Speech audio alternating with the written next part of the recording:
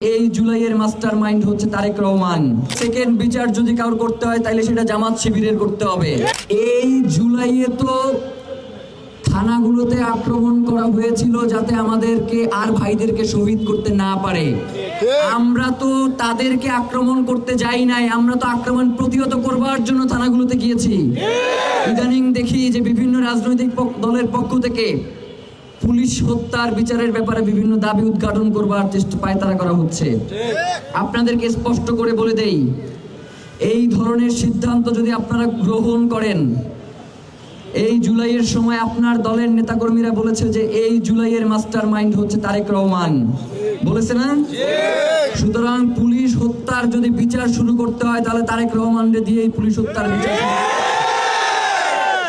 এই জুলাইয়ের পরে জামাত শিবির বলছে না যে এই জুলাইয়ের সব থেকে বড় তারা আন্ডারগ্রাউন্ডে বসে সব যুদ্ধ তারা পরিচালনা করছে, বলছে না? সুতরাং সেকেন্ড বিচার যদি কাউর করতে হয় তাহলে সেটা জামাত শিবিরের করতে হবে।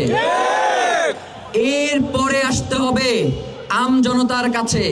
যদি আগে আম জনতার কাছে আসেন এবং তাদেরকে যদি বিচারের মুখোমুখি করবার পায়তারা করার চেষ্টা করেন, গতবার তো সংসদ ভবনে আমরা ঢুকে পড়েছিলাম হাসিনা পালানোর পরে, এইবার আপনারা থাকতেই সংসদ ভবনে কিন্তু ঢুকে যাব।